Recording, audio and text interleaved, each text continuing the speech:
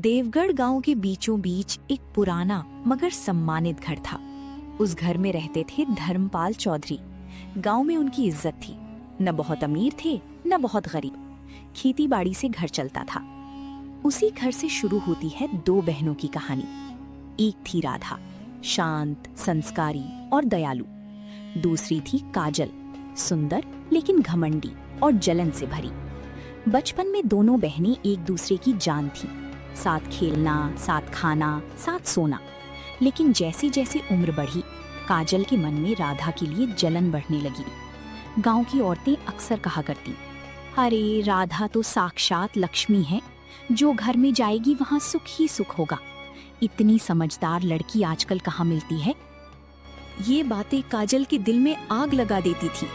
काजल मन ही मन सोचती, मैं उससे ज्यादा सुंदर हूँ, फिर सब उसकी ही तारीफ क्यों करते हैं? आखिर उसमें ऐसा क्या है? राधा सब समझती थी लेकिन चुप रहती। एक शाम धर्मपाल ने दोनों बेटियों को बुलाया। बेटियों, अब तुम्हारी शादी की उम्र हो गई है। राधा ने शर्म से सिर झुका लिया, लेकिन काजल की आंखों में चमक आ गई। कुछ दिनों बाद राधा के लिए रिश्ता आया। लड़के का नाम था अर्जुन। अर्जुन गरीब किसान था। छोटा सा घर, थोड़ी सी जमीन, लेकिन दिल का बहुत साफ। काजल हंस पड़ी। वाह दीदी, तुम्हारी किस्मत तो खेतों में ही चमकेगी। अब जिंदगी भर मिट्टी में काम करना। धर्मपाल ने गुस्से में कहा, गरीब जरूर है, लेकिन मेहनती और ईमानदार हैं। ऐसे लोग जिंदगी में कभी हारते नहीं।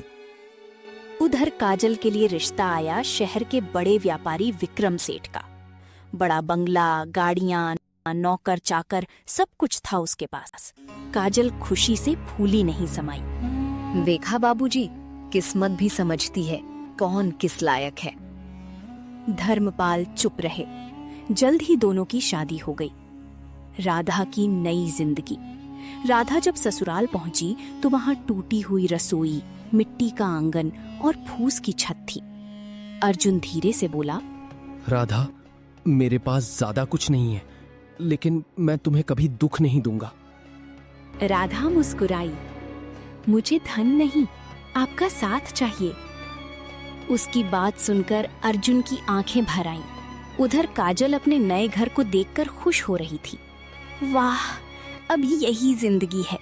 अब राधा कभी मेरी बराबरी नहीं कर पाएगी। नौकरानी अंदर आई। छोटी मालकिन, चाय ले आई। काजल घमंड से बोली, पहले मेरा कमरा ठीक से साफ करो, और हाँ, मेरे लिए नारियल पानी भी लेकर आना।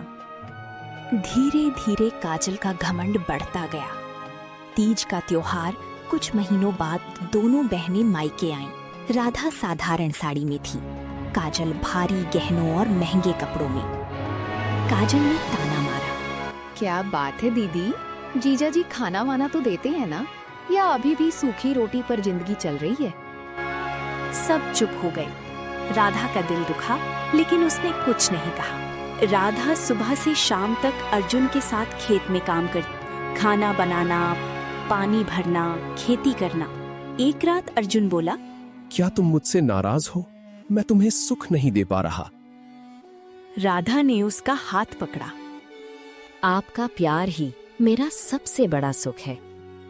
अर्जुन मुस्कुराया, आज खाना मैं बनाऊंगा, तुम आराम करो। राधा हंस पड़ी। आप खाना बनाएंगे? हाँ, अपनी प्यारी पत्नी के लिए। दोनों की हंसी पूरे घर में गूंज उठी। काजल की असली जिंदगी। काजल को ऐशो आराम तो मिला, लेकिन प्यार नहीं। एक दिन वो बिना पल्लू के बाहर आ गई। तभी उसकी सास शारदा देवी चिल्लाई, बहू, घर की मर्यादा नाम की भी कोई चीज होती है? मायके से कुछ सीखा नहीं? काजल डर गई। माफ कीजिए माँ जी। लेकिन शारदा देवी का व्यवहार दिन ब दिन खराब होता गया। उधर विक्रम भी हमेशा बिजनेस में व्यस्त रहता। एक दिन काजल बोली, आप मेरे लिए समय क्यों नहीं निकालते? विक्रम गुस्से में बोला, तुम्हें सब सुख मिल रहा है ना, फिर ज्यादा सवाल मत किया करो। काजल अंदर से टूटने लगी। मुसीबत का तूफान। कुछ महीनों बाद विक्रम का बड़ा व्यापार डूब गया। माँ, हमारा बहुत बड़ा नुकसान हो गया, हम कर्ज में डूब गए हैं। घर के नौकर चले गए, गहने बिकने लगे।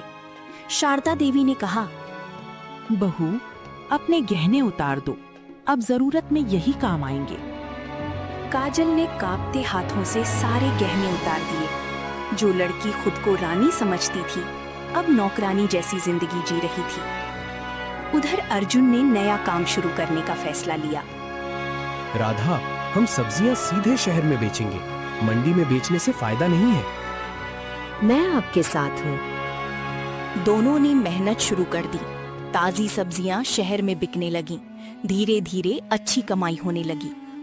एक शाम अर्जुन खुशी से घर आया। राधा, आज 10,000 की बिक्री हुई, ये तुम्हारे लिए। राधा खुशी से उछल पड़ी। सच? अर्जुन ने बैग आगे बढ़ाया। राधा ने खोला तो उसमें सुंदर साड़ियां थीं। ये मेरे लिए? नहीं, पड़ोस वाली चाची के लिए। काजल का पतन। अब हालात बदतर हो चुके थे। कर्जदार रोज दरवाजे पर आते। शारदा देवी ताने मारती। तेरी मायके वालों ने क्या दिया? न पैसा लाई न किस्मत।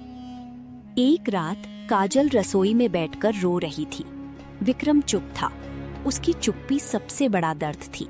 अगले दिन शारदा देवी चिल्लाई, अपने मायके चली जा, अब हमारे पास तुझे खिलाने के पैसे नहीं। काजल टूट चुकी थी। वो छोटी सी गठरी लेकर मायके पहुंच गई। धर्मपाल बेटी को देखकर घबरा गए। क्या हुआ बेटा? काजल फूट फूट कर रो पड़ी। बाबूजी, मैं हार गई। धर्मपाल ने तुरंत राधा को खबर दी। रात को राधा पहुंची। काजल रो रही थी। राधा मुस्कुराई। अरे, हमारी शेरनी रो रही है। काजल उसके पैरों में गिर गई।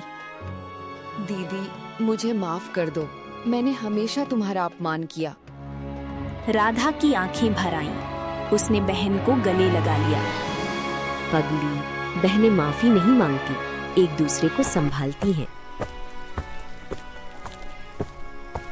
मैं चाहती हूँ काजल हमारे साथ काम करे। अर्जुन बोला, वो तुम्हारी बहन है, यानी मेरी भी बहन है। काजल खेतों में काम करने लगी। हाथ छिल गए, कमर दुखने लगी। एक दिन रोते हुए बोली, मैं नहीं कर पाऊंगी। राधा ने उसका हाथ पकड़ा। मैंने भी सीखा था, तू भी सीख जाएगी। धीरे धीरे काजल बदलने लगी। उसका घमंड खत्म हो गया। सफलता की उड़ान कुछ समय बाद। काजल ने कहा, मैं अपना छोटा सा भोजनालय खोलना चाहती हूँ। राधा और अर्जुन ने उसका साथ दिया। तीनों ने मिलकर एक रेस्टोरेंट खोला। काजल स्वादिष्ट खाना बनाती। धीरे धीरे उनका रेस्टोरेंट पूरे शहर में मशहूर हो गया। लोग उन्हें दो बहनों की मिसाल कहने लगे। विक्रम की वापसी। एक दिन विक्रम धर्मपाल के घर पहुंचा। पिताजी, मैं काजल को वापस लेने आया हूँ। मुझसे गलती हो गई, मुझे माफ कर दो। धर्मपाल गुस्से में बोले, अब क्यों आया? जब उसे जरूरत थी तब कहा था। तभी राधा और काजल वहां आ गईं। काजल शांत आवाज में बोली, जब मेरे पास कुछ नहीं था तब आपने मुझे छोड़ दिया। आज मैं सफल हूँ तो आपको मेरी याद आ गई। अब बहुत देर हो चुकी है। घमंड इंसान को गिरा देता है, लेकिन रिश्तों का प्यार इंसान को फिर से खड़ा कर देता है। विक्रम शर्मिंदा होकर चला गया। अर्जुन और राधा ने काजल के लिए एक अच्छा लड़का ढूंढा। उसका नाम था माधव। माधव समझदार और ईमानदार इंसान था। जल्द ही दोनों की शादी हो गई। दोनों बहनें अपने परिवार के साथ खुश थीं। राधा ने साबित किया कि प्यार और मेहनत सबसे बड़ी दौलत है, और काजल ने सीख लिया कि रिश्तों का प्यार ही असली सुख है।